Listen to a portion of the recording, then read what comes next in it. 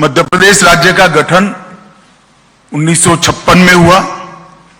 56 के पहले विंध्य प्रदेश, मध्य भारत और भोपाल स्टेट, वहां पर भी कांग्रेस का शासन था। और 50 से 2003 तक 53 वर्ष में 6-7 साल छोड़कर पूरा समय कांग्रेस का शासन रहा। मैं इसलिए बताना चाहता हूं कि आज जो लोग दावे कर रहे हैं उनको सबसे पहले ये 53 साल का विकास का हिसाब देश की जनता के सामने, मध्य प्रदेश की जनता के सामने रखना चाहिए। कांग्रेस के शासन में 53 साल में मध्य प्रदेश को क्या विरोध मिला? तो एक बीमारू राज्य का विरोध मिला। 1980 के दशक में एक जाने माने आर्थिक विश्लेषक श्री आशीष बोस ने राजीव गांधी जी को एक पेपर प्रस्तुत किया था। उन्होंने इसमें बीमारू शब्द का प्रयोग किया था, और बीमारू शब्द का प्रयोग किया था उस उद्देश्य से किया था कि पूरे देश की ग्रोथ रेट को, विकास दर को अगर कोई 4 राज्य नीचे ला रहे हैं तो ये बीमारू राज्य ला रहे हैं। और बीमारू राज्य का शब्द प्रयोग 4 राज्यों के पहले अक्षर से लिया गया था। बिहार, संयुक्त मध्य प्रदेश जो आज का मध्य प्रदेश और छत्तीसगढ़ है, राजस्थान और उत्तर प्रदेश।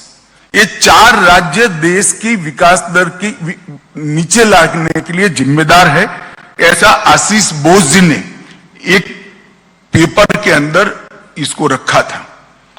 और तब यूनाइटेड नेशंस और अंतरराष्ट्रीय सभी विकास दर के मानांक तय करने वाली सभी एजेंसियों में ये 4 राज्यों को राइट ऑफ स्टेट कर उल्लेख किया जाता है कि इसमें कुछ सुधर ही नहीं सकता है। ये 4 राज्य राइट ऑफ स्टेट माने जाते हैं।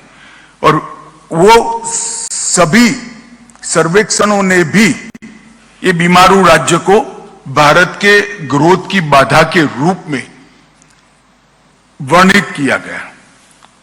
2003 में श्रीमान बंटाधार की सरकार को हटाकर मध्य प्रदेश की जनता ने एक ऐतिहासिक निर्णय दिया। उमा भारती जी के नेतृत्व में भारतीय जनता पार्टी की सरकार बनी। उसके बाद उमा भारती जी, बाबूलाल जी और 2005 से अब तक श्रीमान शिवराज सिंह जी के नेतृत्व में भारतीय जनता पार्टी ने ये बीमारू शब्द से मध्य प्रदेश को मुक्ति दिलाने का काम किया है। बीते 20 साल गरीबी से मुक्ति का सुवर्ण काल मध्य प्रदेश में साबित हुआ है, और आगामी 25 साल में संपूर्ण विकसित राज्य बनाने की नींव डालने का काम ये 20 साल के अंदर हुआ है। इसके साथ साथ आत्मनिर्भर मध्य प्रदेश बनाने की नींव डालने का भी काम हुआ है। चाहे स्वास्थ्य का क्षेत्र हो, औद्योगिक विकास हो, इरिगेशन का रकबा हो, कृषि विकास हो, युवाओं के लिए पढ़ाई लिखाई के सभी आयाम मध्य प्रदेश में ही उपलब्ध करने हो, अपनी स्वभाषा में मेडिकल और इंजीनियरिंग की पढ़ाई लिखाई करनी हो, हर दृष्टि से एक आत्मनिर्भर मध्य प्रदेश बनाने का एक नींव डालने का काम ये 20 साल में हुआ है। और मैं मध्य प्रदेश की 9 करोड़ की जनता को भरोसा दिलाने आया हूं कि आने वाले अमृत काल का समय मध्य प्रदेश को देश के सबसे विकसित राज्यों की श्रेणी में रखने के लिए और संपूर्ण आत्मनिर्भर राज्य बनाने की दिशा में हम काम करेंगे। जो मध्य प्रदेश कभी बीमारू कहा जाता था उसको अब बेमिसाल विकास का राज्य कहा जाता है। जो कभी बंटाधार माना जाता था वो आज हर क्षेत्र में बुलंदियों पर खड़ा है। हर क्षेत्र को पिछड़ा माना जाता था, आज विकास के दृष्टि से हर पैरामीटर में मध्य प्रदेश आगे दिखाई पड़ता है। और कभी जिसको बर्बाद कर राइट ऑफ किया गया था वो आज समृद्ध और खुशहाल राज्यों की श्रेणी में आया है। 20 साल में बिजली, पानी, सड़क, शिक्षा, स्वास्थ्य, अर्थव्यवस्था, सुशासन और कानून और व्यवस्था, ये सारे पैरामीटर्स के अंदर आमूल चूल परिवर्तन किया है, चाहे बुंदेलखंड हो या बघेलखंड, निमाड़ हो या मालवा, ग्वालियर चंबल हो या महाकौशल, भोपाल से लेकर प्रदेश की हर चौपाल तक खुशहाली और विकास को पहुंचाने का काम भारतीय जनता पार्टी की सरकार ने किया है। और इस 20 साल में 10 साल डबल इंजन की सरकार है। 2014 में मोदी जी की सरकार बनी और मोदी जी ने मध्य प्रदेश को काफी कुछ दिया है, मन खोल कर दिया है। और मध्य प्रदेश की जनता ने भी मोदी जी के हर पहल का जवाब झोलियां भर भर कर वोटें देकर, सीटें देकर निभाया है। 2014 में 29 में से 27 सीटें लोकसभा की भारतीय जनता पार्टी जीती। 29 में से हम 28 सीटें जीते। और मैं विश्वास के साथ कह रहा हूं, एक सीट की कमी है। 2024 में भी वो एक सीट की कमी भी मध्य प्रदेश की जनता हम पर कृपा कर कर पूरी कर देगी, इसका मुझे विश्वास है। मैं मध्य प्रदेश की जनता को कहने आया हूं कि अगला चुनाव है वो बंटाधार की ओर से विकसित मध्य प्रदेश बनाने का चुनाव है। बीमारू की ओर से सर्वोच्च स्थान पर बैठे हुए मध्य प्रदेश को बनाने का चुनाव है। और आगामी चुनाव गरीबी से संपूर्ण मुक्ति का चुनाव है। मोदी जी के नेतृत्व में यहां पर शिवराज जी ने जिस प्रकार से मोदी जी की हर योजना को नीचे पहुंचाया है, वो आने वाले समय में ये नींव पर हम एक बहुत बड़ी इमारत खड़ी करने जा रहे हैं। इसलिए मध्य प्रदेश की 9 करोड़ की जनता की आशीर्वाद की हम कामना करते हैं। मोदी जी के समय में 60 करोड़ से ज्यादा गरीबों का, भारतीयों का जीवन स्तर उठाने का काम हुआ है। 14 करोड़ लोग यानी 10 करोड़ भारतीय गरीबी रेखा से ऊपर आ चुके हैं। और आजादी के बाद ऐसा समय कभी नहीं आया कि एक 10 साल के समय में 10% लोग, आबादी के 10%, गरीबों के नहीं कहता, गरीबों की गिनेंगे तो 15%, 10% लोग गरीबी रेखा के ऊपर आए हैं। और इसीलिए मोदी जी को गरीब कल्याण का पुरोधा मानते हैं गरीब।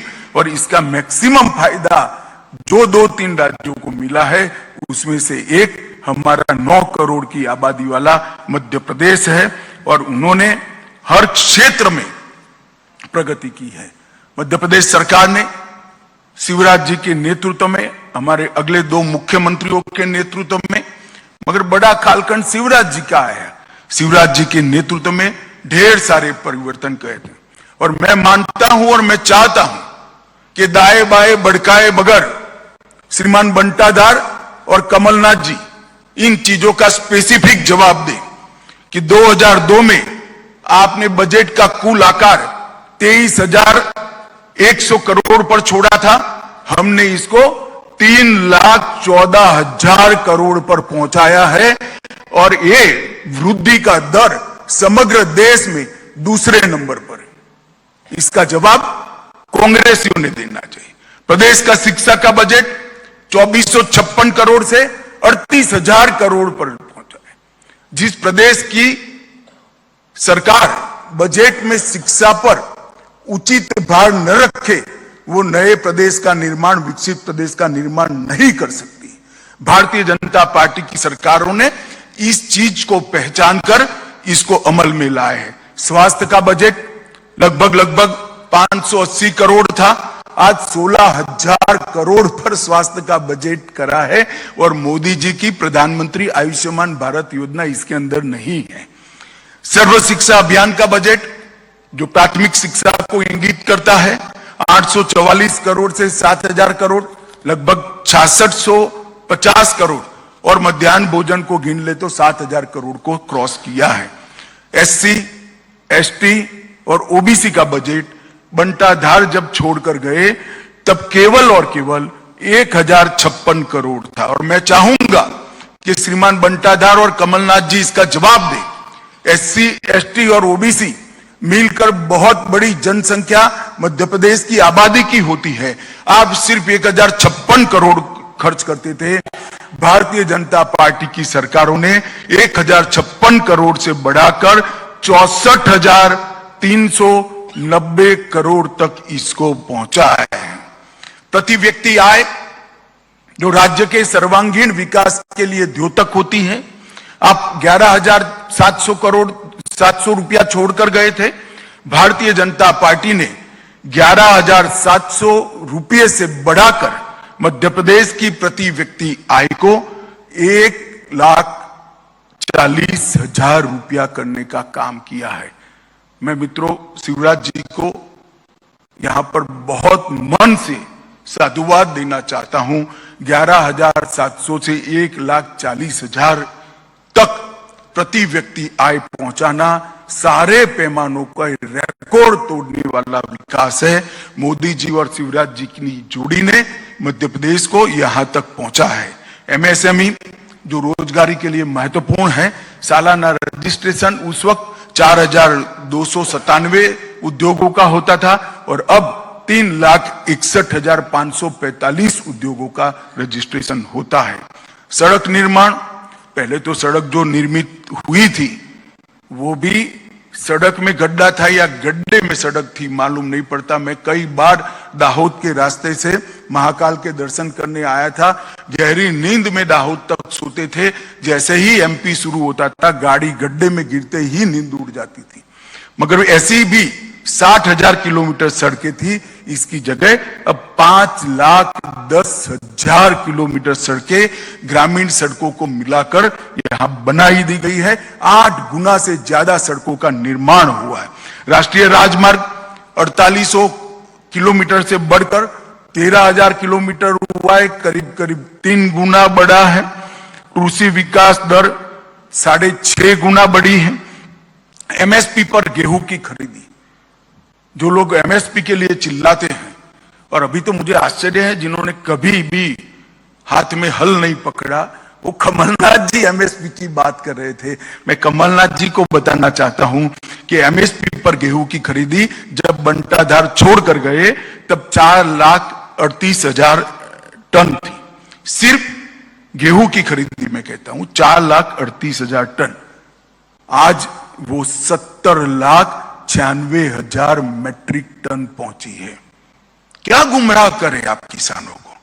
धान की खरीदी 0.95 लाख मतलब 95,000 मैट्रिक टन थी और आज धान की खरीदी 46,30,000 मैट्रिक टन तक पहुंची है। इसका जवाब बंटाधार और कमलनाथ की जोड़ी ने देना चाहिए। राशन के लाभार्थी परिवार आप 52 लाख छोड़कर गए थे। राशन आपके चट्टे बट्टे ही खा जाते थे, मगर अब थंब इंप्रेशन के साथ पारदर्शिता से राशन 52 लाख की जगह 1,25,00,000 परिवारों को राशन पहुंच रहा है। मेडिकल की सीटें अब 620 छोड़कर गए थे, अब 4,000 से ज्यादा बन चुकी है। एकलव्य आदर्श विद्यालय जो आदिवासी बच्चों के रेसिडेंस स्कूल का कंसेप्ट है, एक भी नहीं बना आपने 53 साल में। हमारे समय में 63 बन चुके हैं। आईआईटी की संख्या 159 छोड़कर गए थे, आज 1,014 है। और पर्यटकों की संख्या, क्योंकि रोड भी अच्छे हुए हैं, पर्यटन स्थानों का भी विकास हुआ है, 64 लाख तक थी, अब ये 9 करोड़ को क्रॉस कर गई है। मैं स्पष्टता से आज कांग्रेस के नेताओं का आह्वान करना चाहता हूं। इधर उधर गलत आरोप मढ़कर मध्य प्रदेश की जनता को गुमराह करने की जगह ये हमारे रिपोर्ट कार्ड का आप जवाब दीजिए। और हिम्मत है तो आपके 50 साल का रिपोर्ट कार्ड लेकर आइए। भारतीय जनता पार्टी ने सार्वजनिक जीवन में एक परंपरा खड़ी करी। हमने राजनीति के अंदर जवाबदेही की परंपरा तय की। जहां जहां हमारी सरकार है, 5 साल के बाद चुनाव में जाते हैं तो हमने क्या करा है इसका हिसाब लेकर जाते हैं। तो मध्य प्रदेश सरकार ने तो ठीक किया ही। कांग्रेस के लोगों को मैं पूछना चाहता हूं कि आपने मध्य प्रदेश को कितना अन्याय किया, इसका भी हिसाब दीजिए। मध्य प्रदेश में सालों तक ऊपर भी कांग्रेस की सरकार रही, नीचे भी कांग्रेस की सरकार रही। क्या दिया मध्य प्रदेश को? आंकड़े देकर 9 करोड़ की जनता के सामने आइए आप नहीं आएंगे मुझे मालूम है, इसलिए मैं आंकड़े देना चाहता हूं। मित्रों, 2004 से 14 में बहुत पीछे नहीं जाना चाहता, जब सोनिया मनमोहन सरकार थी, 10 साल मध्य प्रदेश में उनकी सरकार चली, मध्य प्रदेश को 1,98,000 करोड़ रुपया दिया, सिर्फ 1,98,000 करोड़ रुपया 10 साल में। और मोदी जी की सरकार 9 साल 2014 से 23 का 8,33,000 करोड़ रुपया मोदी जी ने देने का काम मध्य प्रदेश को दिया है। और मैं तो ये डेवोल्यूशन फंड और ग्रांट इन एड की ही बात करता हूं। विकास की अनेक परियोजनाएं जो आई हैं, जो और लाखों करोड़ का हिसाब है, हर गरीब के घर में लाभ पहुंचे हैं, जिसका हिसाब भी लाखों करोड़ का होने जा रहे हैं, इसकी बात नहीं करता। मैं डिवोल्यूशन फंड और ग्रांट इन एड की ही बात कर रहा हूं। और मेरा फिर से एक बार आग्रह है, और पत्रकार मित्रों से भी आग्रह है, हमसे जो नाराजगी हो, मगर एक सवाल तो बंटाधार और कमलनाथ को पूछने का बनता है कि भाई इसका रिपोर्ट कार्ड जरा आप पेश करिए, आपका हिसाब पेश करिए। मित्रों, किसान सम्मान निधि 91 लाख किसानों को फायदा मिलता है, 19,000 करोड़ का फायदा अब तक पहुंच चुका है। ये मोदी जी ने जो सारी योजनाएं बनाई हैं, नीचे तक डबल इंजन की सरकार ने पहुंचाई, और मोदी जी ने भी योजनाएं बनाने में भी कमी नहीं छोड़ी, और योजनाओं के ऊपर किसी भी प्रकार की कटौती नहीं रखी, लक्ष्यांक नहीं रखा है। संपूर्ण सैचुरेशन ही मोदी सरकार का लक्ष्यांक है। पहले क्या आता था? टुकड़े टुकड़ों में विकास होता था। भाई 25,000 शौचालय बनाने हैं, अब आता है कि हर घर में शौचालय होना चाहिए। 10,000 घरों में बिजली पहुंचानी है, अब मोदी जी कहते हैं हर घर में बिजली होनी चाहिए, हर गरीब को घर मिलना चाहिए, हर गरीब के घर में पीने का पानी मिलना चाहिए, हर गरीब के घर में गैस का सिलेंडर पहुंचना चाहिए। संपूर्ण सैचुरेशन की दिशा में गरीब कल्याण का कंसेप्ट स्वतंत्र भारत में अगर किसी ने किया है तो हमारे प्रधानमंत्री नरेंद्र मोदी जी ने किया है, और इसीलिए मोदी जी को बार बार जनादेश प्राप्त होता है। फसल बीमा 25,000 करोड़ का फायदा मिला है। जल जीवन मिशन 1.2 करोड़ घर और 60 लाख कनेक्शन अब तक पहुंच चुके हैं। आयुष्मान भारत योजना लगभग 3.6 करोड़ लाभार्थी हैं, इसमें से 30 लाख लाभार्थियों ने अपने ऑपरेशन करा चुके हैं। लगभग 80 लाख शौचालयों का निर्माण पूरा हो चुका है। अन्न योजना लगभग 1.2 करोड़ कार्ड में 5.1 करोड़ लाभार्थियों को प्रति व्यक्ति प्रति माह 5 किलो अनाज फ्री ऑफ कॉस्ट दे दिया जा रहा है। लगभग 10,87,000 गैस के सिलेंडर बांटे हैं, जिसमें से 1,20,000 SC और ST है। प्रधानमंत्री आवास योजना 42 लाख लोगों को घर दिया गया है। संस्थाएं भी दी है। भारतीय सूचना प्रौद्योगिकी संस्था IIIT, राष्ट्रीय डिजाइन संस्था NID भी देने का काम किया है। राष्ट्रीय राजमार्गों के निर्माण में 4,000 किलोमीटर के नए राजमार्ग दिए हैं, जो कांग्रेस के कुल शासन से ज्यादा हैं। लगभग 5400 अरब रुपये से तैयार होने वाली दिल्ली मुंबई औद्योगिक कॉरिडोर, इसमें इंदौर शहर को शामिल किया गया है। 31,000 करोड़ की लागत से 906 किलोमीटर लंबा नर्मदा एक्सप्रेसवे का विचार किया है। 5,000 करोड़ की लागत से 300 किलोमीटर की भारत माला परियोजना को हम आगे लेकर आए हैं, और 5 वित्तीय वर्षों में, सिर्फ 5 वित्तीय वर्षों में हमने 72,000 किलोमीटर सड़कों की लंबाई को बढ़ाने का काम। मित्रों, ये जो विकास के पैरामीटर्स है, उसका जवाब मध्य प्रदेश की 9 करोड़ की जनता ने श्रीमान बंटाधार और कमलनाथ के सामने मांगा। इधर इधर की बात मत करिए भाई। मध्य प्रदेश का काफिला क्यों लूटा था, इसका जवाब दीजिए, और आपके समय में लूटा है। रेलवे में 12,000 करोड़ रुपया की लागत से 11 कॉरिडोर और कई सारे 35 से ज्यादा रेलवे स्टेशनों की विकास की बात की है। 3 एयरपोर्ट, ग्वालियर हवाई अड्डा 500 करोड़ की लागत से, रीवा हवाई अड्डा 2003 तक 2023 तक चालू हो जाएगा अंत के पहले, और 412 करोड़ की लागत से जबलपुर के हवाई अड्डे का भी टर्मिनल बन रहा है। लगभग 4190 करोड़ से ग्रीनफील्ड एसईजेड पीथमपुर में लगाया जा रहा है। 3000 करोड़ से 600 मेगावाट ऊर्जा उत्पादन वाला सबसे बड़ा सौर ऊर्जा प्लांट खंडवा में स्थापित होगा। 2400 करोड़ से पूरे देश को गौरव हो ऐसा आदि शंकर का अद्वैत स्मारक बनाने का काम भी हमारी सरकार ने किया है। ओंकारेश्वर खरगोन में अंतर्राष्ट्रीय अद्वैत वेदांत संस्थान की भी निर्मित हम कर रहे हैं। 3900 में से 2639 लक्ष्य है, उसमें से 2648 अमृत सरोवर बना दिए गए हैं। बस 204 एकड़ भूमि में आईटी प्रदेश मध्य प्रदेश में दूसरा बनाया जा रहा है, और अंतर्राष्ट्रीय क्रिकेट स्टेडियम भी ग्वालियर में बन रहा है। मध्य प्रदेश की 20 साल की उपलब्धियों को देखें तो विकास दर 16% से अधिक हुई है। प्रति व्यक्ति आय 1,40,000 रुपये से ऊपर पहुंची है। सड़क नेटवर्क 5 लाख किलोमीटर से ऊपर पहुंचा है। ऊर्जा क्षमता 29,000 मेगावाट से आगे पहुंच गई है। सिंचाई क्षमता में विशेष अभिनंदन शिवराज जी का करना चाहता हूं। सिंचाई का जो जाला उन्होंने बुना है करोड़ों गरीब किसानों के लिए आशीर्वाद है। सिंचाई क्षमता 47 लाख हेक्टेयर तक पहुंची है। 46 लाख बेटियों को लाडली लक्ष्मी योजना से फायदा मिला है। 53 लाख से अधिक महिलाओं को स्व सहायता समूहों से हमने फायदा पहुंचाया है। उज्जैन में महाकाल महालोक का निर्माण किया है। ओंकारेश्वर में जैसे मैंने आगे बताया एकात्म धाम बनाया है। भोपाल और इंदौर में मेट्रो रेल को सफलता से रोल आउट किया है। मेडिकल कॉलेजों की संख्या 24 तक पहुंच चुकी है। इंजीनियरिंग, पॉलिटेक्निक और मेडिकल की पढ़ाई लिखाई हिंदी भाषा में शुरू कर गरीब बच्चों के लिए एक लघुता ग्रंथि के निवारण का एक बहुत बड़ा माध्यम हमारी सरकार ने बनाया है।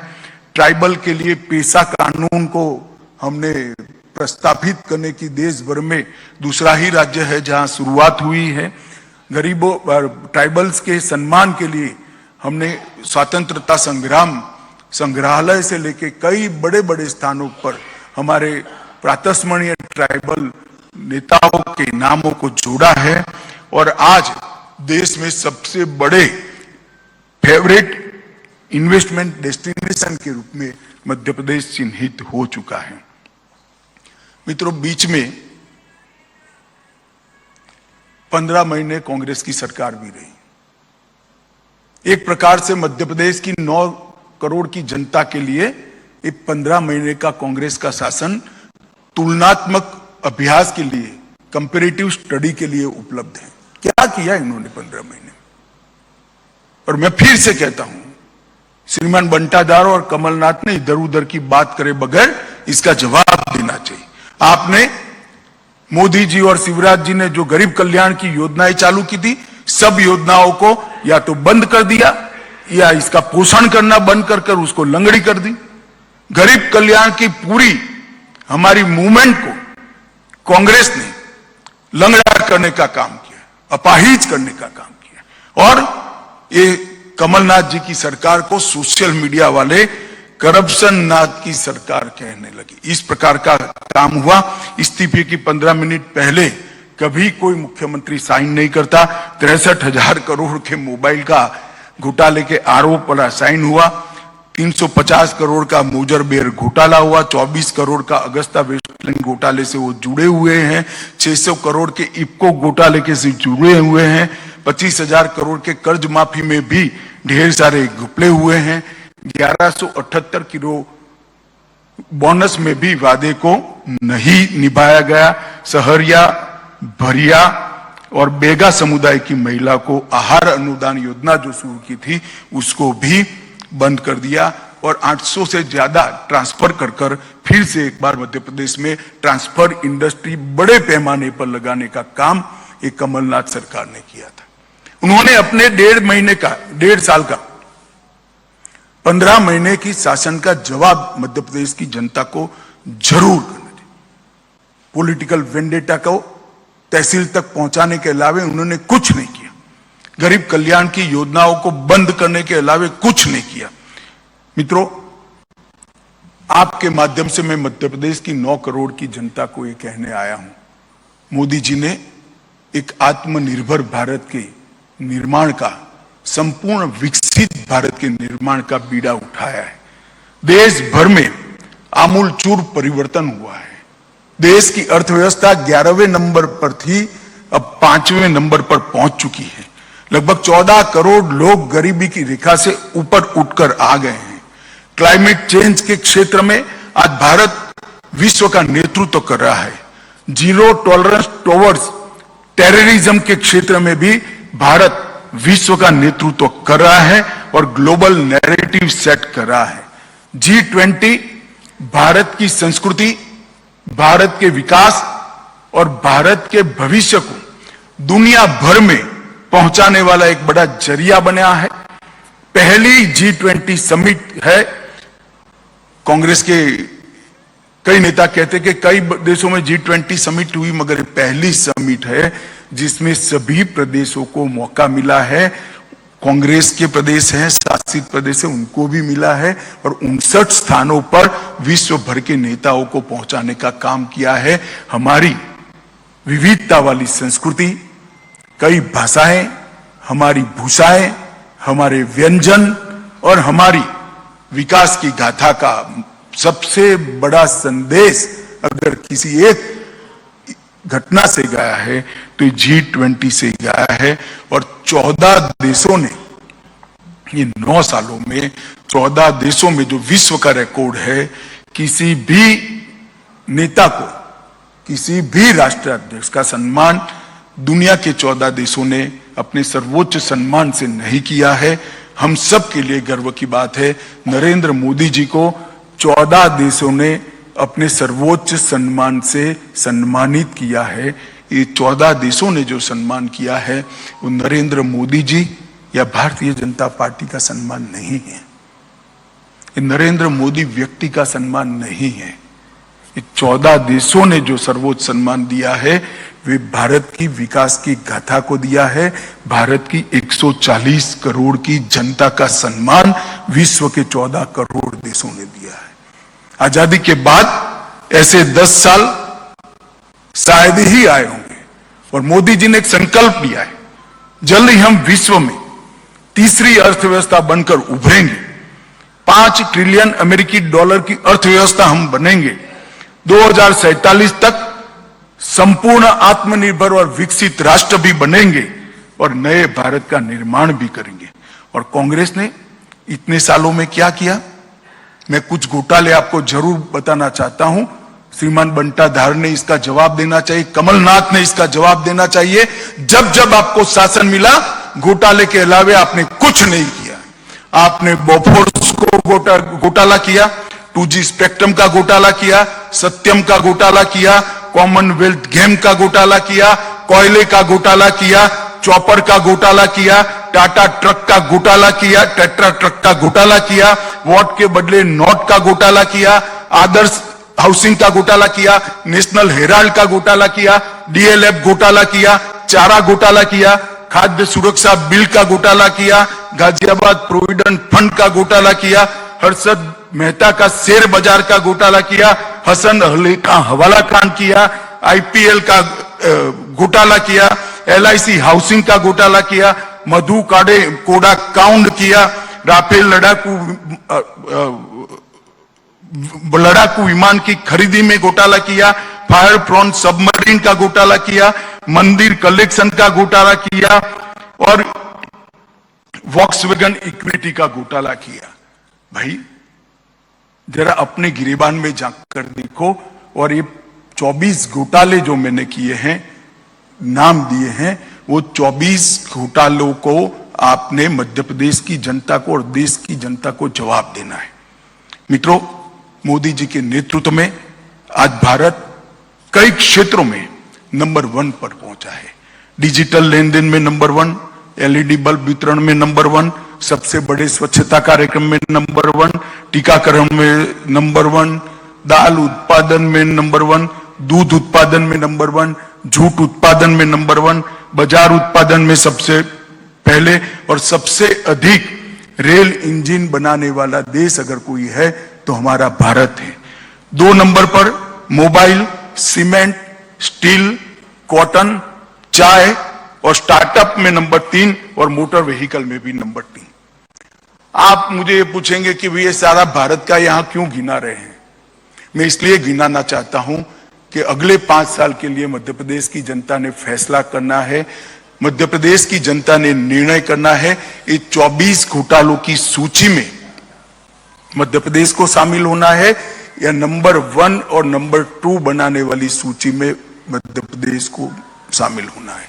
अगर घोटालों की सूची में शामिल होना है तो दिन की प्रतिष्ठा ऐसे 2 नेता है ही है, श्रीमान बंटाधार और श्री कमलनाथ, और भारत को विकसित बनाने की सूची में अगर शामिल होना है, नंबर 1 और 2 की सूची में शामिल होना है, तो मोदी जी के नेतृत्व में यहां पर भारतीय जनता पार्टी की सरकार बनानी पड़ेगी।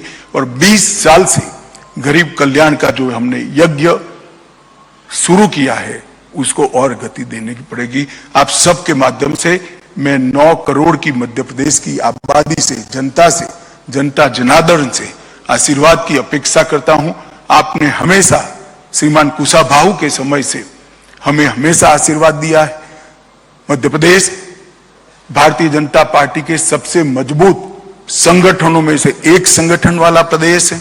यहां पर गांव तक, कस्बे तक हमारा संगठन फैला हुआ है, बूथ तक, बूथ के मतदाता सूची के पन्ने तक हमारा संगठन फैला हुआ है। ये भी आपके आशीर्वाद के बगैर, जनता के आशीर्वाद के बगैर संभव नहीं है। आज मैं एक सदस्यता अभियान भी लॉन्च करने वाला हूं ग्वालियर में। इस प्रेस वार्ता के माध्यम से मैं मध्य प्रदेश की जनता को कहना चाहता हूं कि आप सभी इस सदस्यता अभियान से जुड़िए, गरीब कल्याण की यात्रा से जुड़िए, मध्य प्रदेश को विकसित मध्य प्रदेश बनाने की यात्रा से जुड़िए और मध्य प्रदेश को आत्मनिर्भर मध्य प्रदेश बनाने की यात्रा में जुड़िए और मोदी जी की महान भारत की रचना की यात्रा में आप जुड़िए। यही मेरी मध्य प्रदेश की जनता से अभ्यर्थना है। धन्यवाद। धन्यवाद माननीय गृह मंत्री जी। अब संक्षिप्त एक प्रश्नों का एक सत्र है। मैं सभी मूर्धन्य और महनीय बंधुओं से आग्रह करूंगा कि सबसे पहले अपना नाम और अपने संस्थान का नाम करके माननीय गृह मंत्री जी को अपना प्रश्न संबोधित करें। जी जी जी जी जी, एक एक करके। सरवन जी 1 मिनट। शरद जी का प्रश्न। आदरणीय शरद जी 1 सेकंड। इतने छोटे फॉर्म में डिसिप्लिन रह ही सकती है, आप जरा भी चिंता मत करें, मैं सबका जवाब दूंगा। बताइए आप।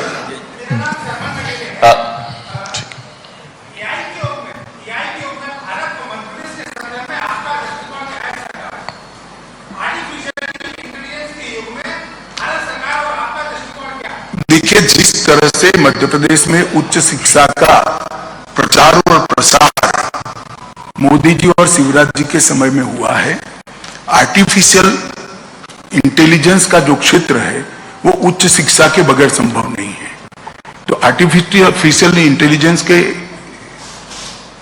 क्षेत्र में जो भी विकास देश भर में होगा, इसका रॉ मटेरियल तैयार करने का काम, बच्चे तैयार करने का काम, युवाओं को तैयार करने का काम यहां पर बहुत अच्छे तरीके से हुआ है। मुझे मध्य प्रदेश के युवाओं की क्षमता पर विश्वास है कि ये जरूर इस क्षेत्र में भी अपना दम दिखाएंगे और देश में अच्छा स्थान हासिल करेंगे। शरद जी, मैं शरद द्विवेदी बंसल न्यूज से। अमित जी इस तरफ।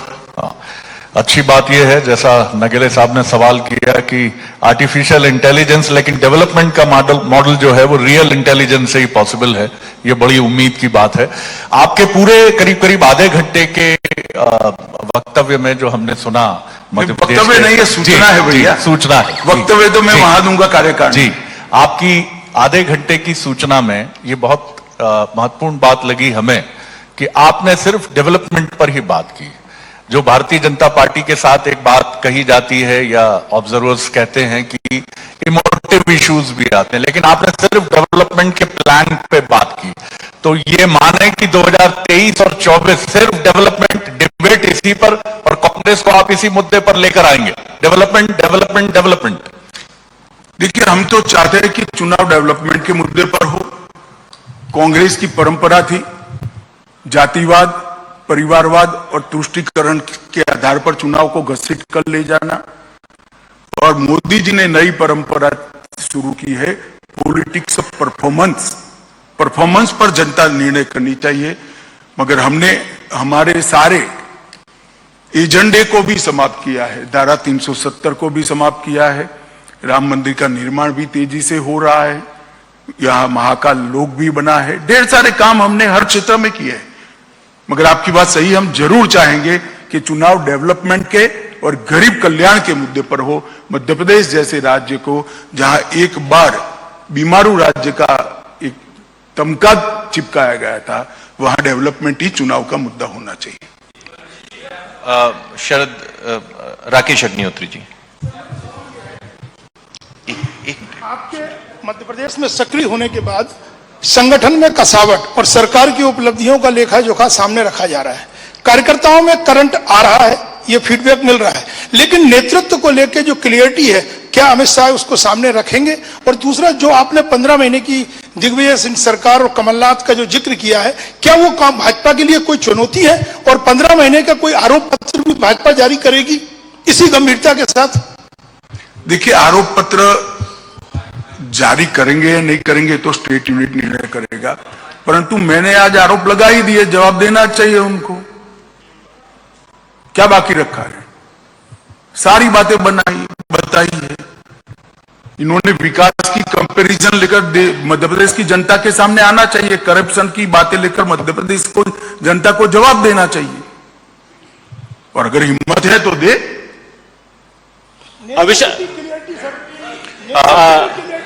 रविंद्र जैन जी। गृह मंत्री जी, मैं रविंद्र जैन हूं और अग्निवाड़ में यहां संपादक हूं। आपने आज कहा अभी कि मध्य प्रदेश के मुख्यमंत्री अति मेहनती, जो आपने उल्लेख किया, निश्चित तौर पर परिश्रमी। क्या यह सही है कि अगले चुनाव में यदि आपको बहुमत मिलता है तो शिवराज जी ही मुख्यमंत्री रहेंगे? देखो, यह ऐसा है, शिवराज जी मुख्यमंत्री है ही, और पार्टी का काम आप क्यों करने लगे हो? हमारी पार्टी का काम है, हम तय करेंगे। चलिए, अमित शाह जी, अभी शिवराज जी मुख्यमंत्री ही है, एक एक करके, और हम चुनाव में हैं। पार्टी का काम करेगी। मेरा आप सभी से अनुरोध है कि मोदी जी और शिवराज जी के नेतृत्व में जो कुछ हुआ है, कृपया जनता पर पहुंचाइए, तो विकास का एजेंडे पर चुनाव सेटराइट हो, और कांग्रेस भी अपने विकास की बात करती है तो उसको भी पहुंचाइए। अनिल गुप्ता जी, अनिल जी,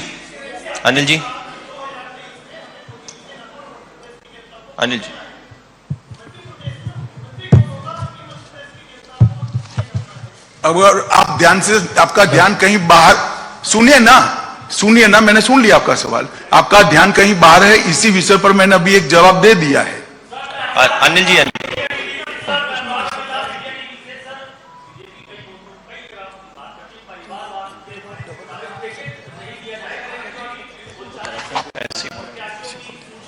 एक करके।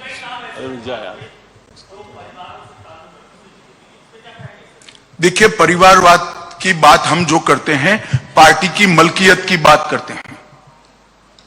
आप क्या कह सकते हैं कि भारतीय जनता पार्टी मध्य प्रदेश की मलकियत कोई परिवार की है? आप मुझे बताइए, समाजवादी पार्टी उत्तर प्रदेश, मैं नेताओं के नाम लेना नहीं चाहता, कांग्रेस पार्टी, डीएमके पार्टी, शिवसेना, उद्धव गुट, परिवारवाद का मतलब है सरकार और शासन में एक ही परिवार के व्यक्ति आएंगे, इसका नाम परिवार है। कहीं इक्का दुक्का किसी के परिवारजन को योग्यता के आधार पर टिकट दिया, इसको करके आप परिवारवाद का मुद्दा डाइल्यूट मत करिए। परिवारवाद जहर है। जब पार्टियां परिवार की मलकियत बनती है तो डेमोक्रेसी के अंदर नीचे से जो लोग आते हैं उनके लिए क्या स्थान होता है? अटल जी किसके बेटे थे? मोदी जी किसके बेटे थे? राजनाथ सिंह जी किसके बेटे थे? मैं पार्टी का अध्यक्ष बना, मेरे परिवार का कोई राजनीतिक बैकग्राउंड नहीं था। नड्डा जी पार्टी के अध्यक्ष बने, कोई बैकग्राउंड नहीं है। शिवराज जी का बैकग्राउंड क्या है? कांग्रेस के एजेंडे को घुमा फिराकर भ्रांति खड़ी मत करिए। परिवारवाद से बहुत स्पष्ट है, पार्टी की मलकियत, सत्ता की मलकियत एक परिवार में हाथ में रहना, इसको परिवारवाद कहते हैं। अमित शाह जी दो अभी हो गए आपका एक बार नहीं, इधर से हुआ है। हाल ही में 2 राज्यों में चुनाव हुआ है, कर्नाटक में हुआ, एक हिमाचल में हुआ। ये सारे मुद्दे लेकर आप वहां भी गए थे, लेकिन वहां भाजपा की सरकार नहीं बनी। तो ऐसा क्या है कि मध्य प्रदेश की जनता आपके इन मुद्दों को मान के यहां भाजपा की सरकार बनाई? आप वहां से क्यों अटक जाते हैं? हम मणिपुर में 2 बार जीते, आसाम में 2 बार जीते, उत्तर प्रदेश में 2 बार जीते। जाना है तो जरा और पीछे भी जाइए भाई। हम तो हारते हारते पार्टी बने हैं, हमारा कुछ नहीं था 50 में, मगर जीत का सबसे ज्यादा अच्छा रिकॉर्ड अगर किसी एक पार्टी का है तो भारतीय जनता पार्टी का है। पंचायत से पार्लियामेंट तक, और 30 साल के बाद 2 बार पूर्ण बहुमत की सरकार बनाने का सम्मान अगर किसी को है तो हमारे नेता नरेंद्र मोदी जी को है। हेलो, मेरा सर मैं प्लीज सर मैं ऐसे कैओटिक सिचुएशन मत करिए। सर मैं मनीष शर्मा हूँ पंजाब केसरी का। भैया ये धरना पंजाब नहीं केसरी है, से। धरना नहीं है, बैठ जाइए press conference. Hello, Rajesh Sarothiya ji. मैं राजेश सरोठिया हूँ, चीफ एडिटर दोपहर मेट्रो। मेरा ये कहना है कि चुनाव के समय जिस तरह से मुफ्तखोरी की योजनाओं की जो बाढ़ लगती है और कंपटीशन चलता है, ये अल्टीमेटली अगले 5 साल के लिए जो एक्सचेकर्स मनी है उससे आपकी जो सामान्य योजना है ये उन पर सब पर प्रभाव पड़ता है। तो क्या भारतीय जनता पार्टी जो कि बहुत अच्छी उसकी बातें करती है, तो ये कोई पहल करेगी कि चुनाव आयोग के सामने आप ये घोषणा पत्र में जो कहते हैं कि मुफ्त के सिलेंडर, मुफ्त की फलाने, मुफ्त की बिजली, ये कैसे करेंगे आप? आपके पास में बजट में क्या प्रावधान किया है और वो राज्य सरकार की जो प्रदेश की जनता है उस पर प्रभाव नहीं पड़ेगा? समझ गए, बैठ जाइए। पहली बात तो हमने चुनाव के समय में नहीं किया है। आप हमारी सारी योजनाओं को देखिए। हर घर में शौचालय प्रधानमंत्री जी ने 2015 में घोषित किया, कोई चुनाव नहीं था। हर घर नल वो 2020 में घोषित किया, कोई चुनाव नहीं था। हमारी योजनाएं और चुनाव का संबंध नहीं है। मगर आप जो कह रहे हैं, ये रेवड़िया बांटने वाली जो बात कर रहे हैं, तो गरीब को भी काफी समझ है भैया। मोदी जी ने 1 लाख का घर दिया और कोई 200 रुपए का बिल माफ करेगा तो 1 लाख का घर भूलकर 200 रुपए के बिल माफी को वोट नहीं देगा। हमें मालूम पड़ता है इतना। और हम सस्टेनेबल ग्रोथ को और लाइफस्टाइल को अपग्रेड करने में विश्वास रखते हैं।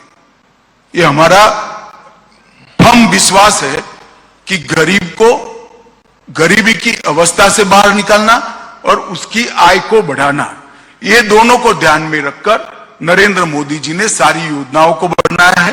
हमारी राज्य सरकारों ने सारी योजनाओं को बनाया है और इस पर हम फर्मली आगे बढ़ रहे हैं। सर मैं मनीष शर्मा हूँ पंजाब केसरी से। मेरा प्रश्न है, बहन जी बाद में आप पूछेगा, मेरा प्रश्न है, इसके बाद आप पूछेगा। सर मेरा प्रश्न है, कांग्रेस पर आपने चौतरफा हमले किए और कहा कि आपकी सरकार ने डेवलपमेंट किया है। कांग्रेस का कहना है कि जब उन्होंने मध्य प्रदेश छोड़ा था दिग्विजय सिंह के समय, जब बहुत कम कर्जा था, आज मध्य प्रदेश सरकार पर कई गुना कर्जा है।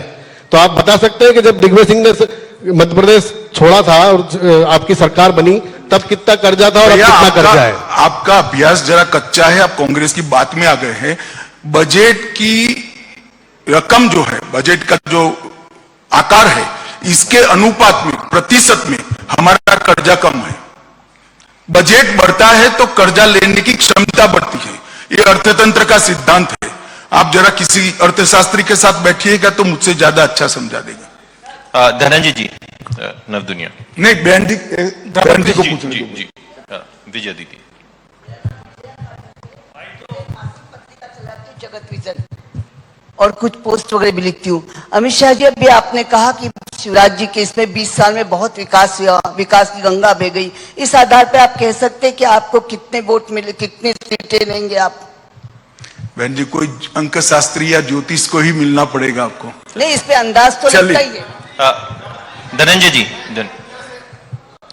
मैं नई दुनिया से धनंजय प्रताप सिंह हूं। मेरा सवाल है, 2018 के चुनाव में भाजपा का वोट प्रतिशत बढ़ा लेकिन सीट घटी, सत्ता से आप बाहर हो गए। उस समय क्या कमी रही थी जो 2023 में पूरी हो गई है और क्या बदलाव आया है इस चुनाव में? देखिए 2018 में 2015 से कांग्रेस ने एक सोची समझी रणनीति के तहत गुजरात, मध्य प्रदेश, राजस्थान और कई राज्यों में जाति के आंदोलन खड़े करने का प्रयास किया था और जातिवाद का जहर जनता में घोलने का प्रयास किया था।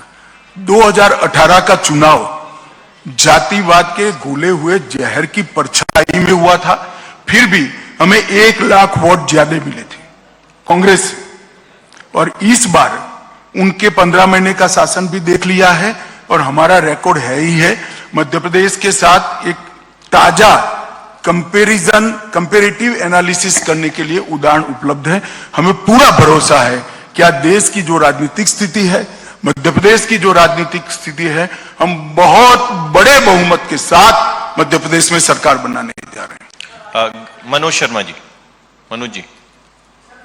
सर, मैं मनोज शर्मा हूं सर, न्यूज 18 से। आज प्रेस कॉन्फ्रेंस में आप जिनका सबसे ज्यादा बार जिक्र किया, पूर्व मुख्यमंत्री दिग्विजय सिंह आरोप लगा रहे हैं कि मध्य प्रदेश में नूह हरियाणा की तरह बीजेपी दंगों की प्लानिंग कर रही है।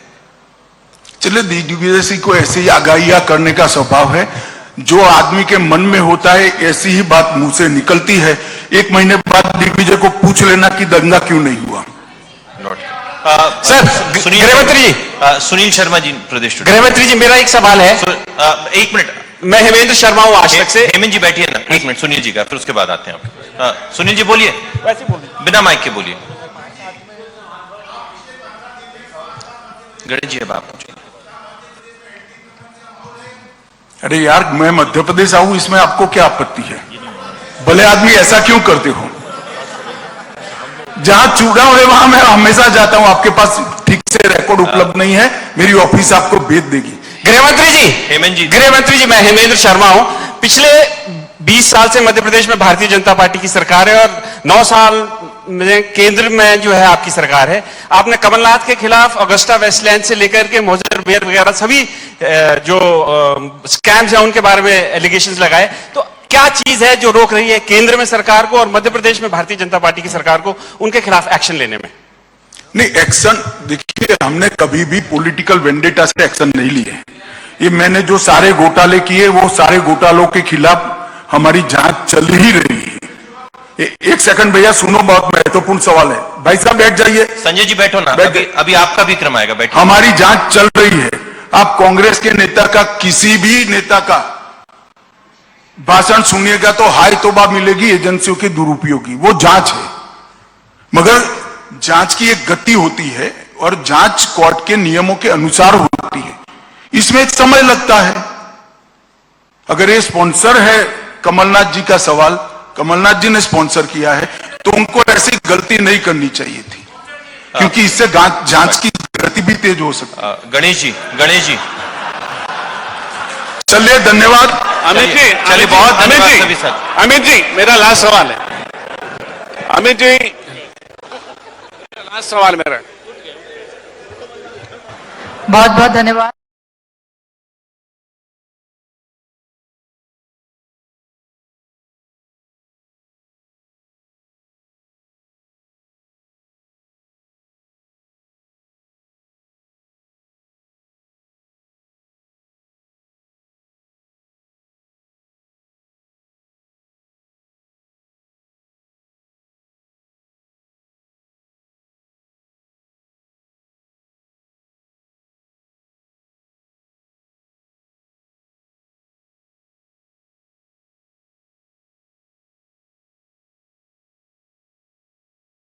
भी बना है, ढेर सारे काम हमने हर क्षेत्र में किए हैं। मगर आपकी बात सही, हम जरूर चाहेंगे कि चुनाव डेवलपमेंट के और गरीब कल्याण के मुद्दे पर हो। मध्य प्रदेश जैसे राज्य को, जहां एक बार बीमारू राज्य का एक तमगा चिपकाया गया था, वहां डेवलपमेंट ही चुनाव का मुद्दा होना चाहिए। राकेश अग्निहोत्री जी। आपके मध्य प्रदेश में सक्रिय होने के बाद संगठन में कसावट और सरकार की उपलब्धियों का लेखा जोखा सामने रखा जा रहा है। कार्यकर्ताओं में करंट आ रहा है, ये फीडबैक मिल रहा है, लेकिन नेतृत्व को लेकर जो क्लियरिटी है, क्या अमित शाह उसको सामने रखेंगे? और दूसरा, जो आपने 15 महीने की दिग्विजय सिंह सरकार और कमलनाथ का जो जिक्र किया है, क्या वो काम भाजपा के लिए कोई चुनौती है? और 15 महीने का कोई आरोप पत्र भी भाजपा जारी करेगी इसी गंभीरता के साथ? देखिए, आरोप पत्र जारी करेंगे या नहीं करेंगे तो स्टेट यूनिट निर्णय करेगा, परंतु मैंने आज आरोप लगा ही दिए, जवाब देना चाहिए उनको। क्या बाकी रखा है? सारी बातें बताई है। इन्होंने विकास की कंपैरिजन लेकर मध्य प्रदेश की जनता के सामने आना चाहिए, करप्शन की बातें लेकर मध्य प्रदेश को जनता को जवाब देना चाहिए, और अगर हिम्मत है तो दे। रविंद्रन जी। गृह मंत्री जी, मैं रविंद्र जैन हूं और अग्निवाड़ में यहाँ संपादक हूं। आपने आज कहा अभी कि मध्य प्रदेश के मुख्यमंत्री अति मेहनती, जो आपने उल्लेख किया, निश्चित तौर पर परिश्रमी। क्या यह सही है कि अगले चुनाव में यदि आपको बहुमत मिलता है तो शिवराज जी ही मुख्यमंत्री रहेंगे? देखो भैया, ऐसा है, शिवराज जी मुख्यमंत्री है ही, और पार्टी का काम आप क्यों करने लगे हो? हमारी पार्टी का काम है, हम तय करेंगे। चलिए, अमित शाह जी, अभी शिवराज जी मुख्यमंत्री ही है एक एक करके, और हम चुनाव में हैं, पार्टी का काम करेगी। मेरा आप सभी से अनुरोध है कि मोदी जी और शिवराज जी के नेतृत्व में जो कुछ हुआ है, कृपया जनता पर पहुंचाइए, तो विकास का एजेंडे पर चुनाव सेटराइट हो, और कांग्रेस भी अपने विकास की बात करती है तो उसको भी पहुंचाइए। अनिल गुप्ता जी, अनिल जी,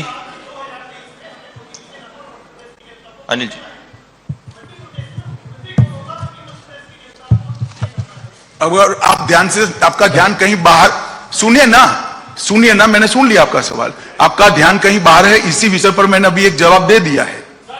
अनिल जी,